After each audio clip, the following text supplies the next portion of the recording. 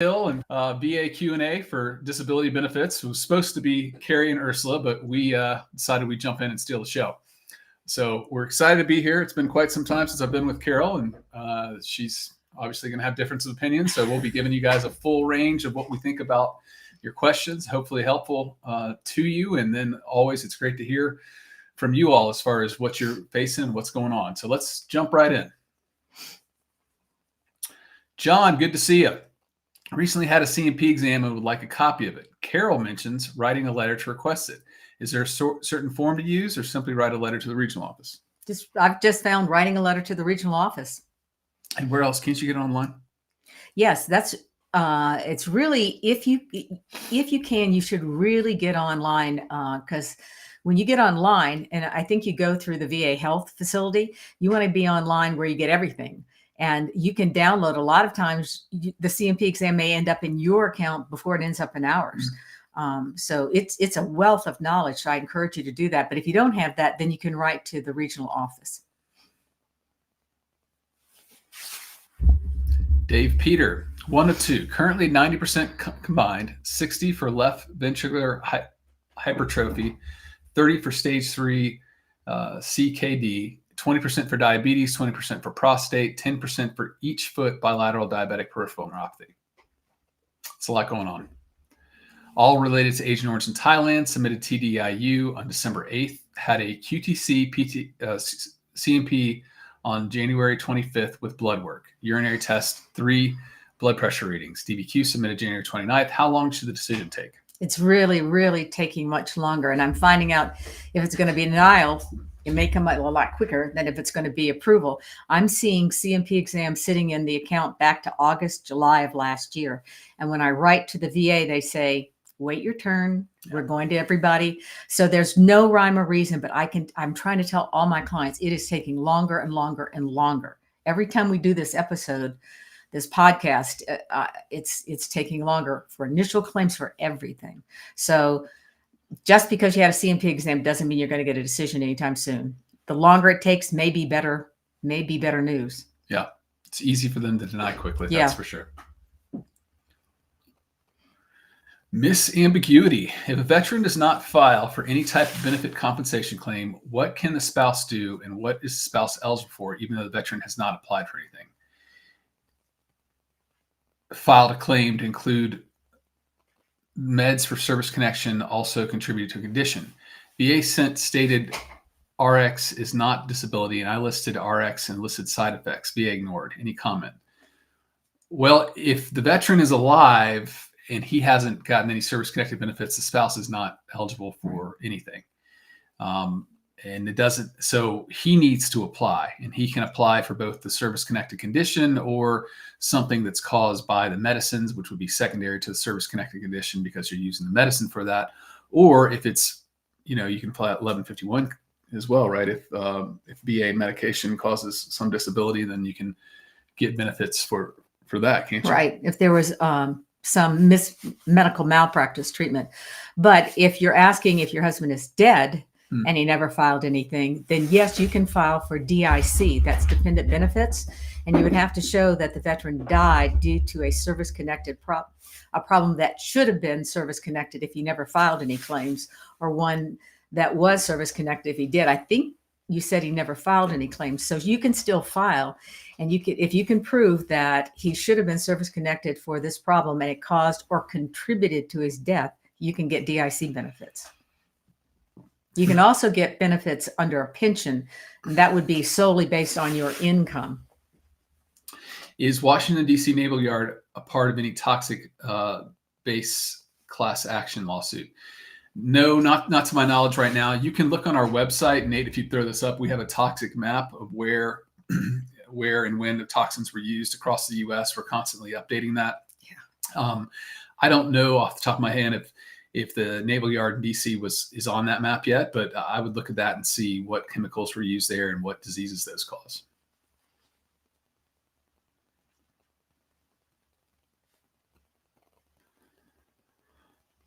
Darla, need to be looking into kids from Agent Orange dads. Okay. That's something Congress needs to do. Yeah. There's no spina bifida is the only Yeah. claim right now for that. But otherwise, if Congress doesn't authorize any more claims, then there's no VA benefits for that, unfortunately. Right. Alan, good to see you. What would be the next step if the BVA ruled against your claim? Well, you have two steps. You can appeal it to the Court of Appeals for Veterans Claims, or you can file a new claim depending on whether you have a legacy or an AMA BVA decision. Remember, legacy are the old claims where you filed a VA-9 as an appeal. Those you're pretty much starting over again if you don't go to the Court of Appeals. If it's an AMA, that's the newer ones. And we say newer, we're talking 2020, 2019. 17 or 18, right around there, 19. Yeah, 19. If it's an AMA, and that's where you filed the different forms where you could ask for evidence to be submitted within 90 days, a hearing, or you could go directly to the board. So if you file one of those forms, then you can actually not only go to the CAVC, but you could actually file a new claim and still keep your date of application if you're able to prove your claim. Mm-hmm. So you have two options there. Is it bad to have two intents to file? Only that it probably confuses the VA. You just want to make sure, if you file within a year, you always get the earlier one. Right. On your effective date. And so I think a good thing, maybe if you're filing claims and you think you might want to file more, then after you file the new claims, the next day file another intent to file, and that will leave it open for the next year to file any additional claims and get that onset date. Danny, I filed GERD and sleep apnea secondary to depression and anxiety. Sleep study done by the VA and issued a CPAP. I had a nexus letter for both plus DBQs denied in less than 2 weeks. What's my next step? I appeal is what I would do. I'd go to the higher level review and I tell them that they have a duty to assist because they didn't consider the favorable evidence. They relied on I'll bet you need a copy of the C&P exam, the compensation and pension exam, but I'm willing to bet that they did not rely on that when they made a decision. In other words, the examiner totally disregarded it, and they're not allowed to do that. They're supposed to consider all evidence favorable to the veteran. So I would definitely go higher level review and point that out. That once again, you can either download it if you're online with the VA, or you can write for a copy of your compensation and pension exam directly to the regional office. That's the one in your state. Yeah. Clifton, 80%, 30 for left foot pes planus with bilateral metatarsalia. We're dyslexic. What can we say? Right foot plantar fasciitis and degenerative disc disease. I get infections. VA shoe and injections. Injections and infections. Hopefully not infections, just injections. VA shoes and prosthetic inserts. Can I increase cause shot shoes and inserts? 20% chronic lumbar strain with degenerative arthritis, had radio frequency ablation, caused shots, not helping with major back pain. Can I increase this rating because of the injections? Well, it's not just because of the injections. You can increase them if your range of motion has decreased, and it looks like if you have radiculopathy down both sides of your legs, which you probably do, then you should have been getting a rating for that, and it doesn't look like you did. It looks like you just got from your back. So that's right there if you can get ratings for the radiculopathy. And remember, the more restricted you are in bending over toward touching your toes, the higher your rating is. I think back regarding the feet, I think it's not just doing the inserts. They have to show that there's been significant, you need to get the rating out. I don't have that in front of me, but it shows specific damage to the feet and the problems you have with walking. That's the thing you have to show to the VA to get a higher rating, but you can definitely get higher ratings. VA doctors, 3 different podiatry doctors, neurology doctor, primary care doctor that provided meds for, all say that I have neuropathy in lower legs and feet, and this is enough to file for a secondary claim. I would think it's radiculopathy because it's in the lower legs. It could be radiculopathy, what they're talking about. Radiculopathy would be related to the back pain. So right. I would be kind of wondering if that's what it is, because then, as Carol said, you should be getting a rating for those secondary to your back. So what you said is you have a problem with peripheral neuropathy. what service-connected problem is it related to, or was it caused directly from service? That's what I'm not clear, and you're going to have to make that clear to the VA.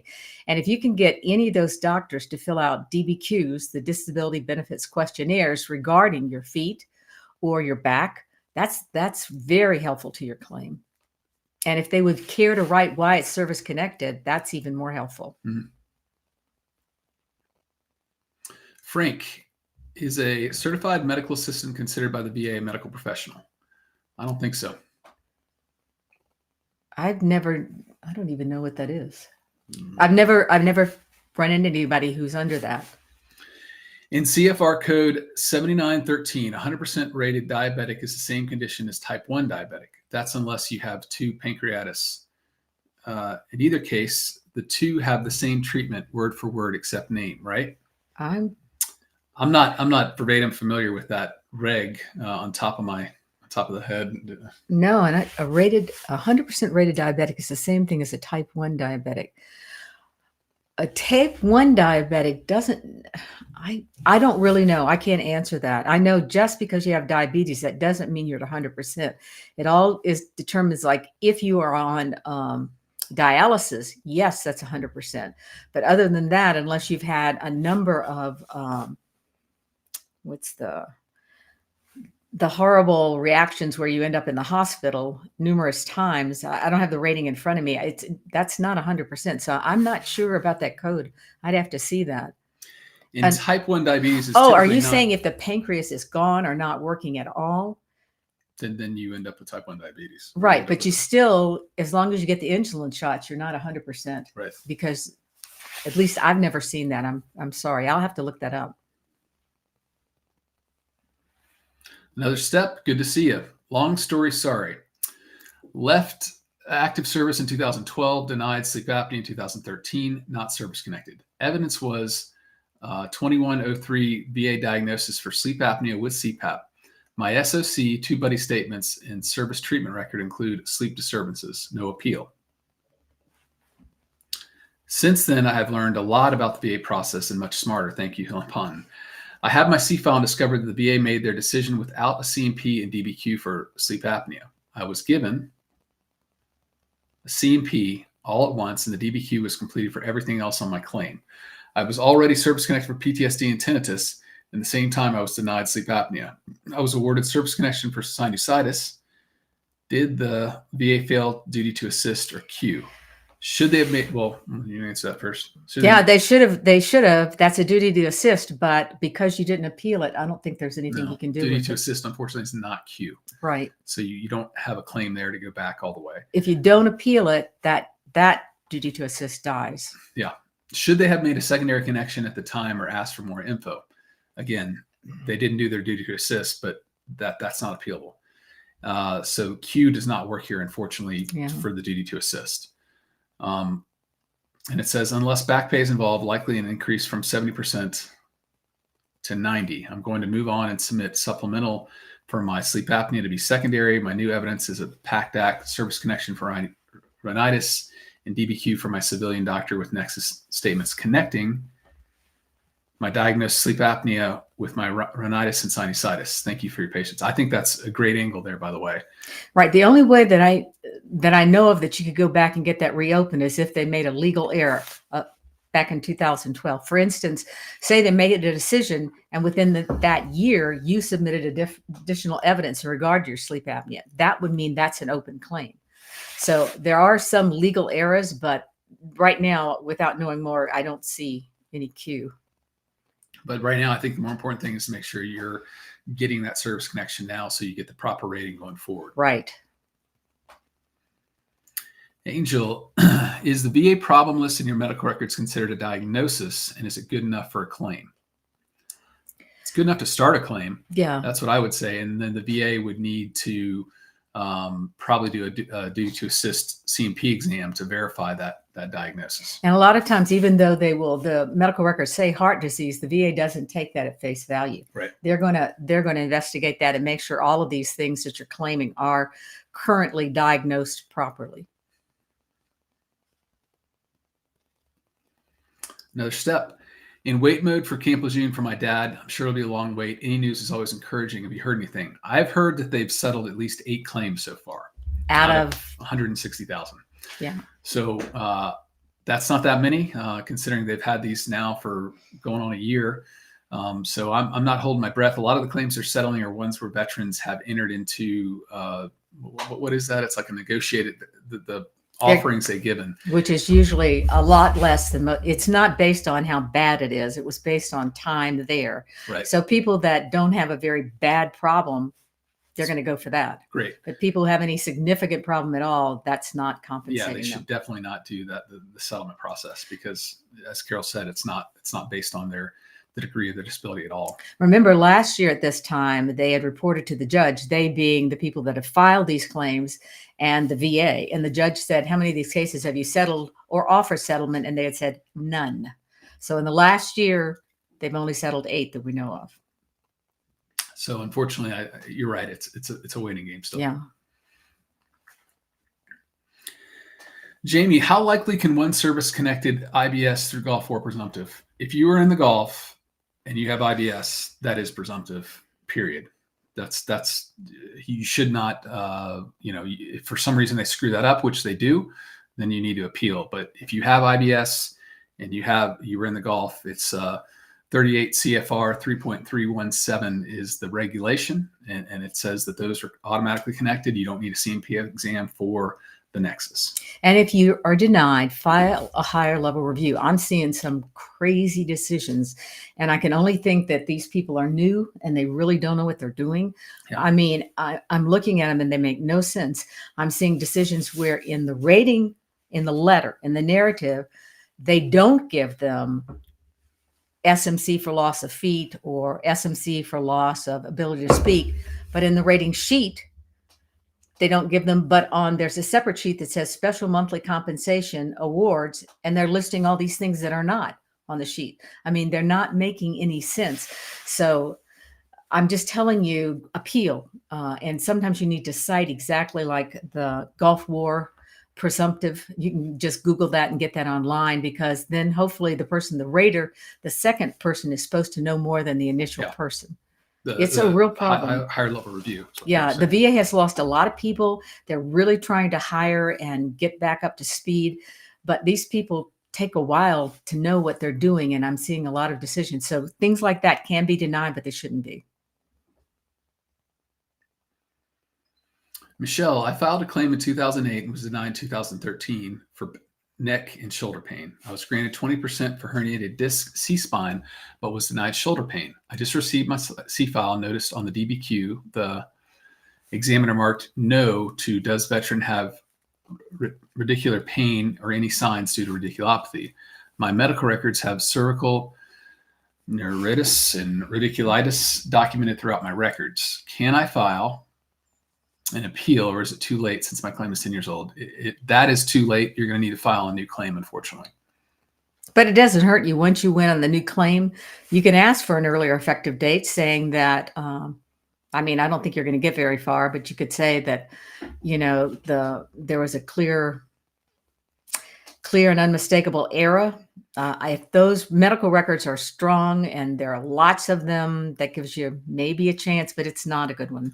Yeah, the other angle I would say is if you look back on that decision, looking under the evidence that's listed, and for some reason it does not list your doctor's evidence, that's another way to go back.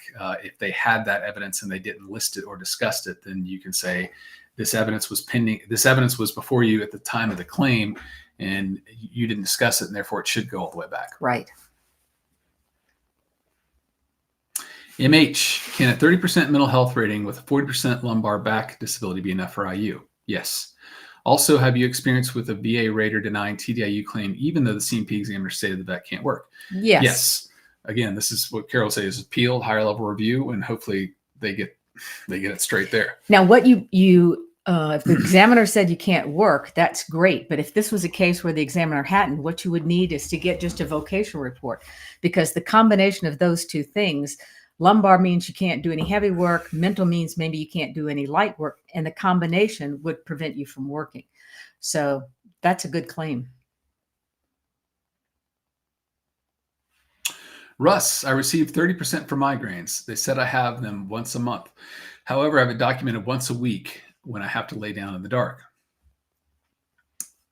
Should I just track several months and submit a supplemental claim for increase? No, you should appeal that. This is one of the things I tell all my clients. When you look on that DBQ form, the Disability Benefits Questionnaire regarding headaches, there are only 3 questions that I think are really important. 1, that you have at least a bad migraine or headache once a month.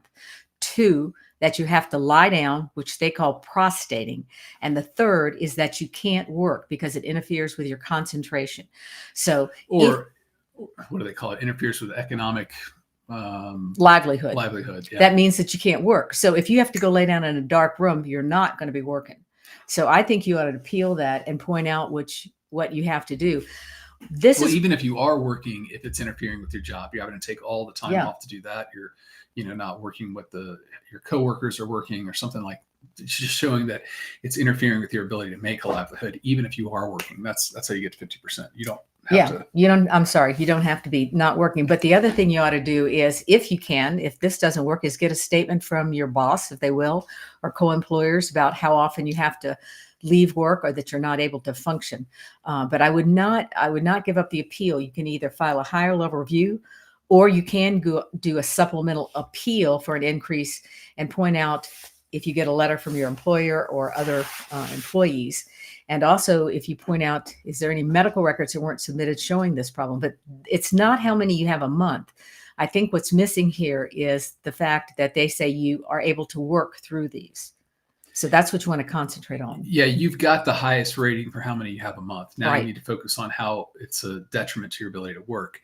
So back to your question, though, if you don't have new evidence to submit, then you file for the high level review. If you do have a statement from yourself or from your coworkers or from your boss, then you would file a supplemental claim. This is one of it's just voiding and headaches are ones that I'm starting to tell my clients when they go in to see the examiner, they take a piece of paper that types out their answers and say, these are the answers I understand to the questions. I've gone over the sheet that you're going to be doing, and here are my answers to you. And I want to make sure that you have these for reference in case you ever are not sure of what I said. And I'm going to turn this into the VA as soon as we finish. And that way, if the doctor said you only have a headache every 3 months, or if the doctor said you don't have to lie down and you've turned in something different, that's really going to prove your case and allow you to have another exam and from someone that's going to tell the truth, from an examiner. I'm seeing this a lot. Veterans say, how often do you have to go to the bathroom? They say every hour or less, and they put down every 2 to 4 hours. So the only way you can protect yourself is to start turning in something like that and letting them know, I'm going to tell the VA what I told you, so it better match up. I wouldn't threaten them, right? But I would let them know so they know it better match up from what they're going to put down on the record. This has been going on for too long. Yeah. Mecabe Monroe, is it true that initial diagnosis of PTSD combat related has to come from a C&P examiner? The VA wants to see that under certain circumstances. Yes, they want to see that it's related to, if you're saying that it's, what is that? Due to enemy or terrorist activity, then yes, they do want to see that it's diagnosed with PTSD, and then that's the cause. Sometimes they will go, if you're treating at the VA with Right. a psychiatrist, and that doctor has diagnosed that, sometimes they will go with that, but they're always going to give you a C&P exam. Steve, sleep apnea, first C&P doctor said that I had it. The VA sent it to another doctor for review and was denied. What should I do? Thank you. Well, it's not whether or not you have it. Did they say it was service connected? Right. Did they say it was related to whatever happened in service? Right. And if they say it's service connected, this is a great place to file a higher level review saying, once again, that the VA did not consider all of the evidence. They had evidence that you had this problem. And a lot of times they'll go ahead and just grant that. We call that developing to deny. Yeah. Yeah, they had the positive evidence, and then they keep on developing to get the negative evidence. And we've won quite a few where we've gone to the higher level review and pointed out that you have evidence that's favorable, and they didn't rely on that. Byron, is there a good resource to look for overlapping conditions to avoid pyramiding? It gets confusing. No, I don't know of any. It is confusing and it is difficult, and it's sort of problem by problem that you have to go through. Yeah, you really want to make sure that when you look at the rating codes for each disability, that the symptoms are not the same. That's the biggest thing, to make sure that the symptoms aren't overlapping. You got to show what's distinct in disability A from disability B, and then hopefully you get the ratings for both. You're looking pretty good today. I'm Thanks. noticing. Yeah. Looks like your hair was almost brushed. You look nice. I tell you what, I put up with a lot here. It's better when it was sticking right up. Twisted L, good to see you. Just found out about a law change that happened 8 years ago. I asked for a rating to be adjusted according to the new law. Sent to a CMP exam looking for possible increase while I was reading effective date page. True.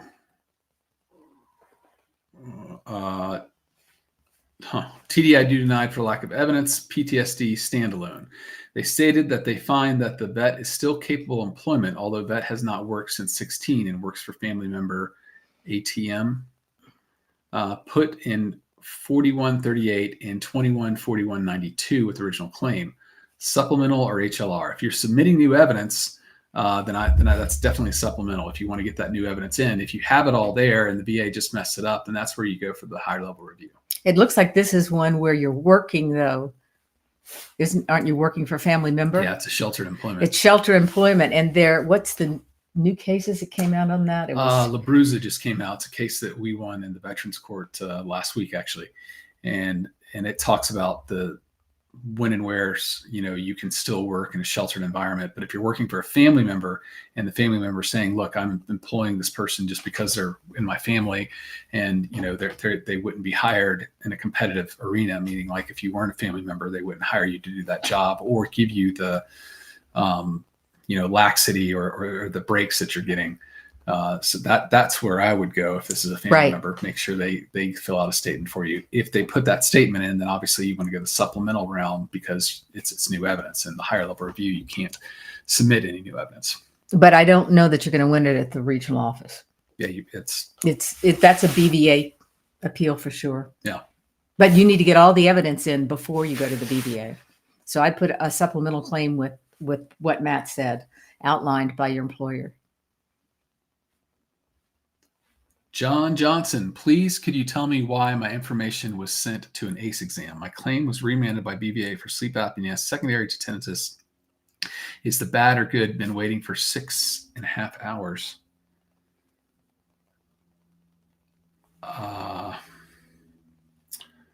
Well, we don't really have enough information here, but when a remand goes by the BVA, typically there's a development there, more that needs to be developed to decide the claim.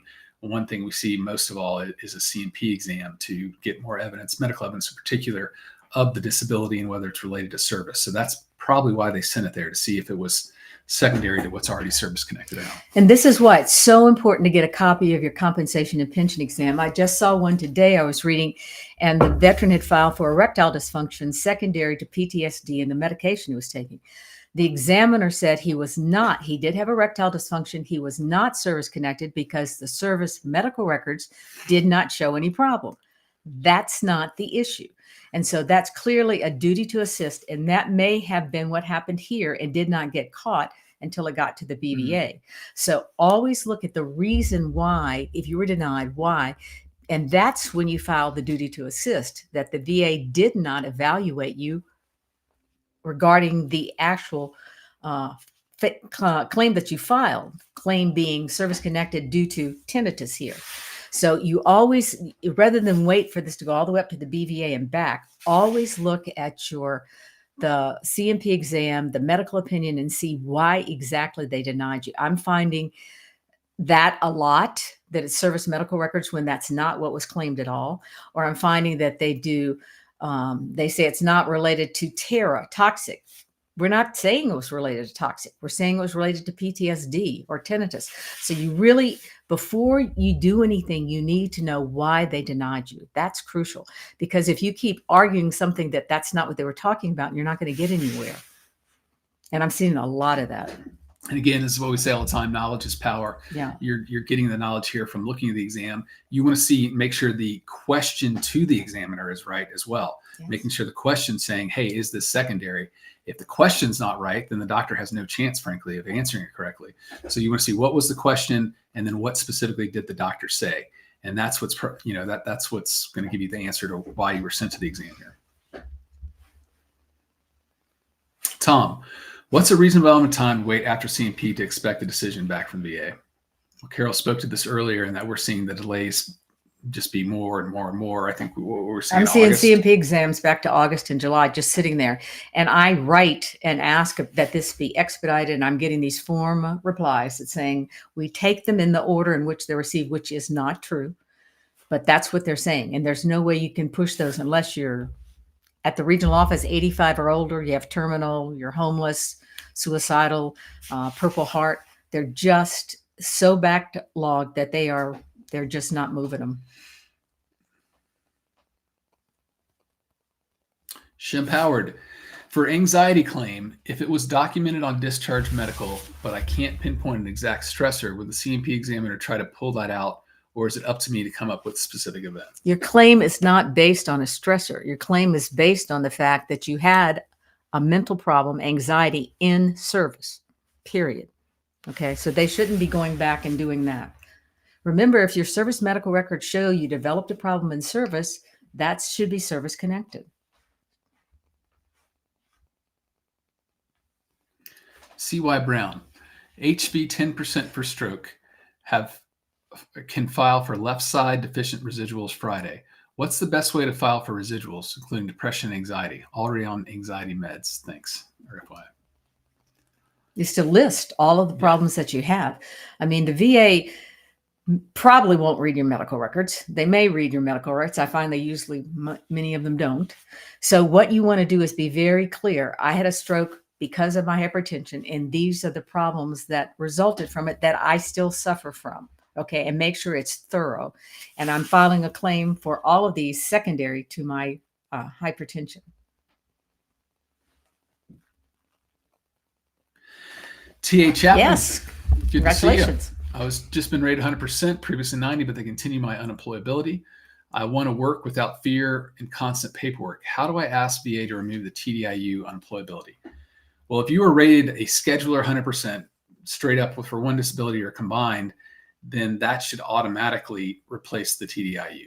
So on your rating sheet, that's the sheet that goes with your decision that you actually have to ask for, because they don't send it to you. It would tell you on there, the time period which you were TDIU and then the time from which 100% started. So if you're 100%, you don't need to worry about unemployability there. A lot of times what they do is they found you TDIU to a certain date and then say they just gave you a CMP exam, which for the mental say raised you to 100%. So you do have the TDIU, but it stopped when you got the 100%. Right. So you really need to look at the paperwork to see what they did. Well, congrats. Yeah, that's wonderful. SB, what's the fastest way to see the results of my CMP exams? The VA county rep said he was too busy to show them to me because I submitted so many things at once. Wow. Wow. First of all, service. You need to go online. You really need to get the VA online account. Go to the local VA medical facility, they'll give you an ID number and you can get online, and then you can download everything. You can download the decisions, the CMP exams, everything in your file. You can also download a lot of your VA medical records from way back that may help you. So this is just a treasure trove of knowledge. And I know computers can be challenging for a lot of people, including me, but you have, I'll bet, younger people in your family, and they can help you do this. Don't miss this opportunity. It really helps you. You can also write to the VA, the regional office, but that's going to take a lot more time. They should give that to you. I'd get another rep if I were you. That's not very. That's not professional. Sorry. TP, if you're rated at 70% for PTSD under the current rating schedule, can this be increased to 100% with the new changes coming? You would have to apply for it, but yes. Dion Williams, 1 of 2. I had a foot claim denied in 2018, appealed to the board in 2019. I got a decision in August 23. a remand to get another C&P. Completed exam in September. VA got it all before October. No decision yet. I thought remands were supposed to take priority decisions. They are. Is this accurate? And also, what is a board error, which is what my case was labeled in BBMS? Thank you for your help. That's interesting. They labeled it board error. Yeah, I've not seen that. I haven't either. There's no rhyme or reason. I mean, I have BV remands going back to 2022. Not a lot of them, but I have them. And once again, I keep sending in, this is clearly not taken in order. And the VA they just don't move. I don't know why some cases are delayed more than others. There's no rhyme or reason, but they are. So unless you have something to make them move, I don't know that it's going to happen anytime soon. But it does not hurt you to inquire and ask what's going on. Right. Richard, hello. I had a temporary 100% on knee replacement, and then it was reduced down to 10% residual, but have a blood clot and other issues since surgery. Should I challenge 10% and file for an increase? Yes. And you want to say, I'm not asking for an increase in the knee itself, but the residuals that it caused. But if you had a knee replacement, that's an automatic 30% rating. They should not have given you a 10%. If you have a knee replacement, it's a 30% rating, period. There's no discretion. And if you had a knee replacement and it's still unstable or severely painful, that's a 60% rating. Okay, so you definitely want to appeal that. And then the secondary or residual ratings as well. CP, I'm rated 10% for bilateral plantar fasciitis. If the doctor recommended the surgery wouldn't help my feet get any better, would this help increase my current rating? It just depends on how bad they said your feet were. That DBQ, that disability benefits questionnaire they have for feet, the answers on that are what determines the rating you should get. So maybe you want to take that to the doctor and see if your doctor will fill that out, including all of the problems you have with your feet. And then they can put on there, surgery is not going to help. It's permanent. Alberto, hello, I got TDIU approved. Can I get retroactive or just from the date applied?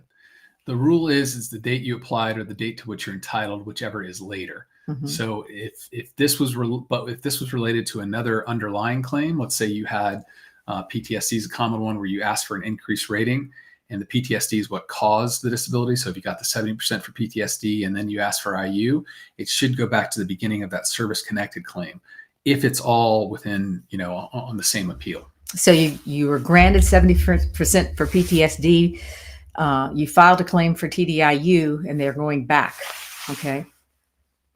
I often see them, whatever you apply for, they give you the last couple of dates, couple of months before the decision. Yeah. So you do have to watch that. Make sure they're giving you the right one. If you have a new decision that's giving you a higher rating for PTSD or something else, which then qualifies you for TDIU, then you should be able to go back to when that higher rating was granted. Yeah.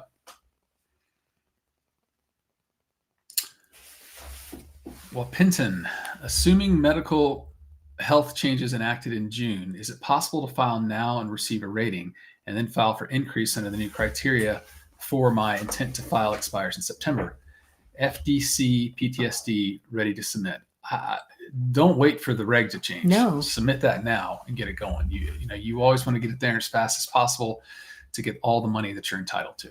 Yeah, we say always file.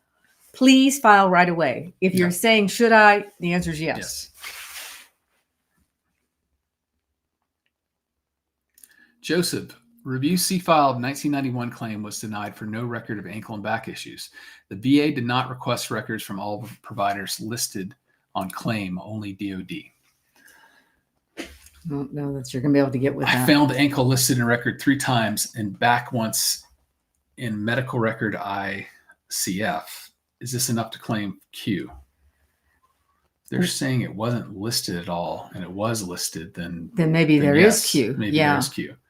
The fact that they didn't ask for all the records, again, that's a duty to assist error. Right. And if the records were from the VA, then it's assumed that they reviewed them, meaning that's part of your file and they should have reviewed those. If they didn't review those, then you can say I have an open claim because you didn't review all the records that were were available at that time. But if they're private medical records No. and they messed up, that's not a grounds for Q. All right.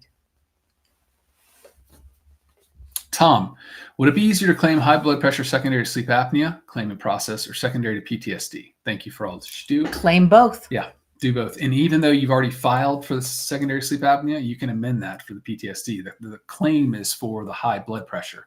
Now, high blood pressure is not a diagnosis that'll be service connected. You have to have hypertension. High blood pressure is not compensable. So just know that you need to have that diagnosis of hypertension. TDIU, 70%, PTSD, 10% tinnitus, 10% hypertension. Have TDIU for a year now, diagnosed with sleep apnea with machine, but didn't claim. Should I open it up for a claim before upcoming change and risk TDIU, age 59?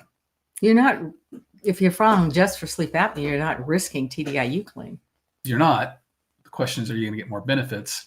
And to that, I would say if your TDIU is based on PTSD alone, then yes, if you got that service connected at 50%, then you would be eligible for SMCS due to the other two disabilities. Right. So, you'd be, so the fact that you could get an increase in monthly compensation, then that's probably worth it. Yeah. Harry, just want to thank you all that you do for veterans. I got 100% P&T due to information I gleaned from Hill and Pond. That's great to hear, Harry. Congratulations. You deserve it. Go on and live your life and get out of this VA rat trap. John B. One last signature and I'll have 100% P&T. Congrats. Wonderful. Wow, this is great news. That is great.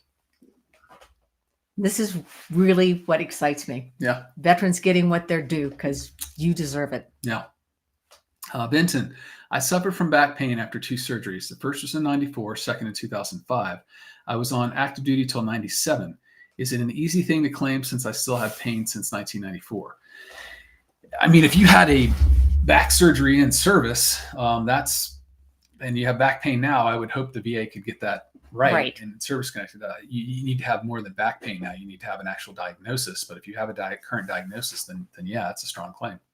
Remember, they're looking for a chronicity, that it started in the service and is continued. So make sure, even if you don't have the records that you talk about, this is something I've dealt with since then. Having had surgery is a really strong, evidence in support of your case. Yeah. But you want a statement, as Carol said, saying ever since that surgery, it's hurt. It hurts now, but it's always hurt ever since. There was no real gap, unfortunately, in the pain. It just never really got better. Right. Twisted L. I went to an appointment at the SRO to review my file. They told me that I could only get a copy of C&P and it had to be less than 10 pages. This seems kind of limited on purpose. That's not truth as we know it. No. I could see somebody telling you that because they didn't want to actually copy it like they should. Ask to speak to a manager. Yeah. I wouldn't take what that person said. Or as Carol says, get your online account, e-benefits, and that way you don't have to deal with these people. And you can download and get as many papers as you want from your file. Yeah. AAD, I have PTSD diagnosis from VA in 2018. Recently diagnosed by a private doctor with DBQ. Also have a diagnosis from my VA primary. Is that enough to file, or do I need to wait for my VA psych diagnosis? File. Okay. When you look at me, go file. Please. You're losing benefits. You've got a great claim. Please file. Carol used to be a cheerleader. I might get her a signed cheer that says, file it now.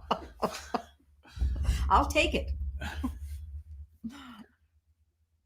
Jason, if a veteran's rating has increased throughout the years and within the past 2 years has been increased to 100% permanent total, when does the 20 rule kick in?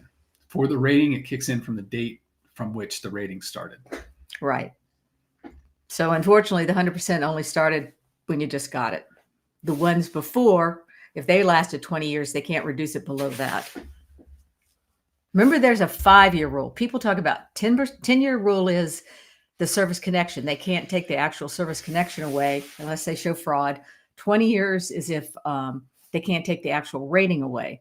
But remember, there's a 5-year rule. After you've been rated for something for 5 years, the burden shifts back to the VA to take it away. It's a much harder thing to do, even though they do it all the time. If you go back up to the BVA, you appeal it up there, they reverse that all the time.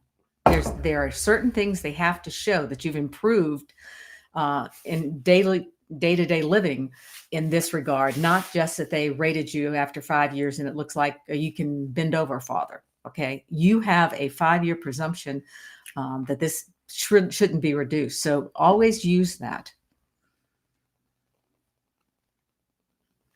Angel, I have a problem list IBS. Is this the diagnostic code? That is not the diagnostic code for VA purposes. That's the, what do they call the IBN or the medical. That's the medical diagnostic code for when you're being reimbursed. Purposes. Yeah. Larry, has anyone challenged or sued the VA or VA math algorithm they use for VA combined calculator? No, that is no. It's frustrating for us as well, Larry. Take it to the max. Matt and Carol, thank you. I've been watching and listening to you guys for the past 2 years while on active duty. I filed a claim upon retirement. 100% P&T. Whoa, wow, that's great. First time. Perfect. Good for you. Thank you for your service. And now you move on with your life and not have to deal with VA and all these delays. So that's great to hear. Congratulations. Happiness. Good to see you. Part 1. Hi, Carol. Said dissociative disorder is 100%. Should that be automatic? We have IMO detailed buddy letters. I have tried so hard to explain it to him. The PTSD CMP examiner said he suspected that it was due to his TBI. He said he was putting the TBI and PTSD packet together. He said the VA wouldn't allow them to see our evidence, but he made copies, so only got 70%. The VA wouldn't allow him to see the evidence, the examiner? Is that what that said? Yeah. That's totally opposite. He is supposed to have a copy of all of that evidence, and that's part of your appeal you're going to put in. Yeah. So yes, do a higher level review. Also got denied caregiver, going to keep on fighting for SMCT. That's great. Great. Again, I've talked about this a lot, and I know Carol has, but the SMCT is hard to get because the VA does not want to give away that kind of money on a monthly basis. Very hard. It's probably the hardest thing to get. We get lots of R1s, R2s, but that SMCT is really hard. Yeah. So if you're his caregiver and you're basically doing everything for him, that to me is a red flag, if you will, that you should be getting a higher level. So special monthly comp, aid and attendance, if not SMCT. So you need to keep fighting that. All right. For SMCT, you always want to apply for aid and attendance as well, because that kind of is a step toward getting SMCT. Kid, $100. How long after your rating becomes stabilized can the VA call for a CMP exam? Currently 100% for P&T for 9 years. If you're P&T, they should not be calling for a follow-up exam. Now, if you went in and asked for an increase for one of those disabilities, they would give you an exam, but they should not be calling you in if you're permanent total. They're recognizing that is not a temporary rating. They actually put codes into their system, and when they've decided you're permanent and total, they don't put a code for any follow-up. Your case is just, they're not going to look at it again unless you bring it to their attention. Floyd, how difficult is it to get obesity as an intermediate step as a result of service-connected left shoulder, torn labrum, and documented weight gain? I was Army National Guard Infantry 11 Bravo. I mean, you got to walk the VA through that. You got to, what did the shoulder cause that made it not be able to get around, not be able to exercise, that led to the weight gain? You got to kind of lay it out in a story for the VA so that they understand it. I had the joy of having a right shoulder total reverse reconstruction, and I had no idea how painful these shoulders could be. And I think you're dealing with people at the VA who don't know. And so you really need to let them know how incredible the pain was. And whenever you moved, it made the pain worse. And the more you moved, the more the pain increased during the day. So you need to educate them as to what happened. Because just looking at that, they said, what's a shoulder? What's that got to do with it? So remember, these people have not been in your shoes. You need to put them there. Wayne K, thank you, H&P. 90% with tinnitus, mental health, sleep apnea, severe hearing loss. My tinnitus has gotten so bad I've developed severe headaches. Had headaches for a long time, but never filed. You need to file. Where's my sign? Yeah, we need to get her a sign, and you need to file. Yes. And that should get you over the bump to 100%. Back. One more thing. When you file for the headaches, have them based on all of those problems. Tinnitus can call it, mental health can cause it, sleep apnea. Yeah. Okay. All of these can cause it. So remember, when you go in for the headaches, you want to just say all of these is caused. And when they do an evaluation, make sure they evaluate it to see whether each one of these has caused it, not just one. Yeah. Burden is on them. Right. Flow for life for real. Higher level review in effect for private IMO submitted, shot down by VA IMO, awaiting phone meeting. Also, thank you for the referral. Welcome. Let us know how that goes. Yeah. Alonzo, I'm 100% P&T IU for PTSD and migraines. I recently had a diagnosis of hypertension. I'm waiting for word on my claim under the PACT Act. I'm concerned that my 100% P&T will be reduced because of my diagnosis of hypertension. Yes or no? It would definitely not be reduced to a diagnosis of hypertension. If you asked for an increased rating and somehow talked about PTSD and migraines being worse, then they would look at those and probably send you a CMP exam. That would be the only angle you'd be opening yourself up for a reduction. All right. Your claim is only for hypertension. It's not for any of those others, so I wouldn't worry about that. And it's always great to get hypertension service connected because unfortunately it causes so many other problems. Strokes, kidney disease, hypertensive heart disease. So I always encourage you to get that. And then if you have any of those problems, I hope you don't, but if you do, then they can automatically and right away get them service connected because they can be really disabling. Yeah. Natural Builder, priority processing request takes 100 days plus for decision. Can calling congressman help speed up the process? Not really. I mean, sometimes we've seen that happen, but actually sometimes it causes delays too, because what they do is they write a memo to the congressman. So they pull your case out of the decision line and write a memo. So not typically, doesn't help. Mary, I'm already 100% combined permanent total. I'm not able to work due to neuropathy pain and wear bilateral AFOs. Would it benefit for me to also file for unemployability? Right. No. I don't think so. Wait a minute. Could you get the SMCC? Can you go back? 100%. We don't know. If there's one disability that's causing you not to be able to work, then we would say yes. And if there are others that would combine to 60% or more, then you could file for unemployability and get SMCS, which would pay you more than 100%. But we don't know if that's your only problem. Theodore, can AFib be service connected? Yes. That's another thing that can come from hypertension is AFib. And remember, AFib can get a separate rating than cardiac. So if you have stenosis where there's blockage in your heart, that's coronary artery disease. If you have AFib, that's your heart is beating irregular, and you can get ratings for both. Okay, not just one. Different symptoms. So that's not pyramiding. Right.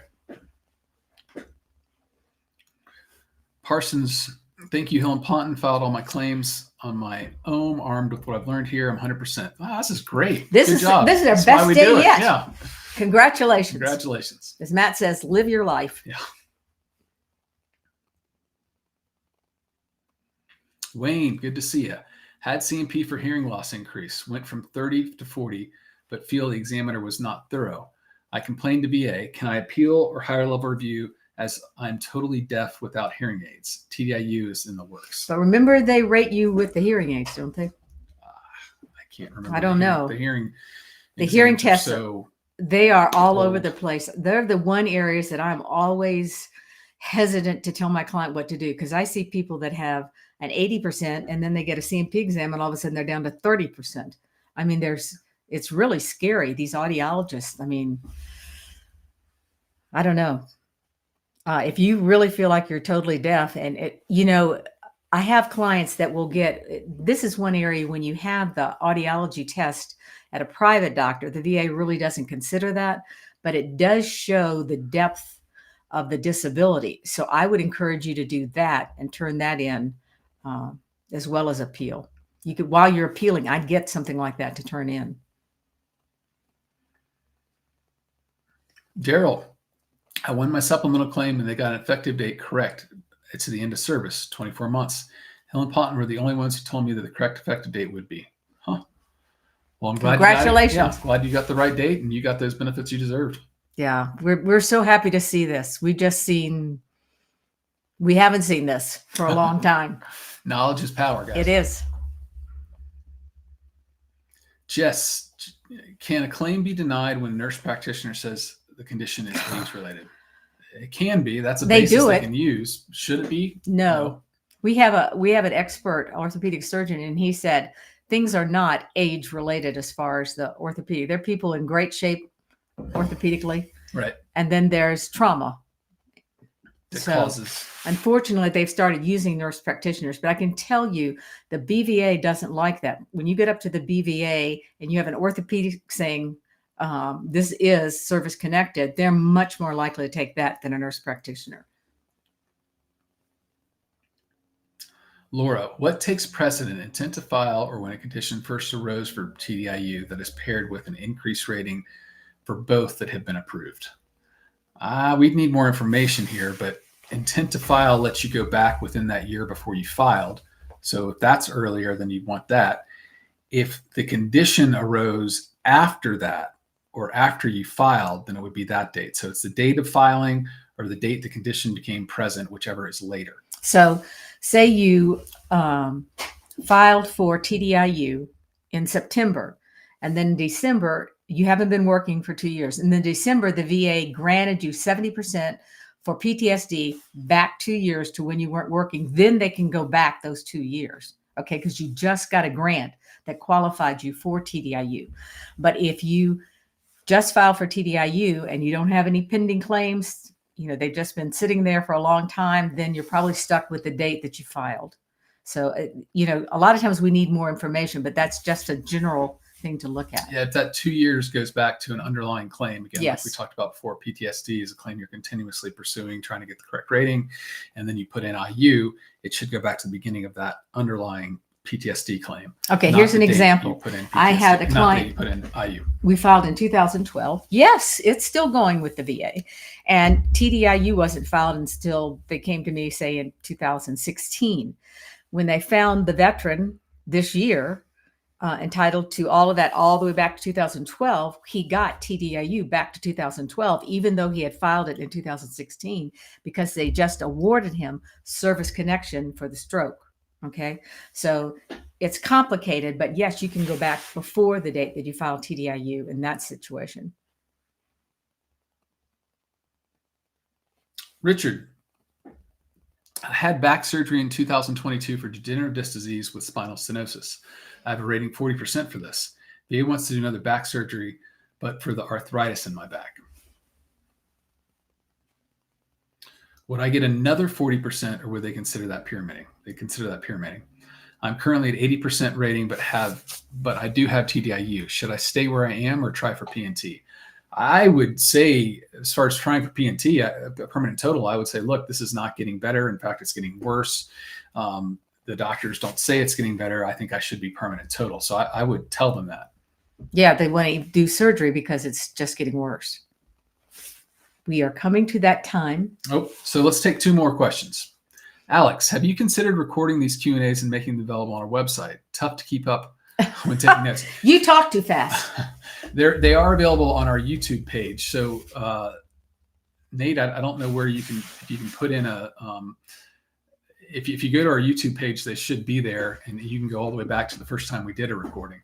So I'm assuming you're already on our page, so hopefully you can look and see somewhere in history. Nate, if you've got just kind of a way to teach that real quick, or just put in where they should go on there, that would be great. But I think you're already there. You just need to look through our other videos. Last question.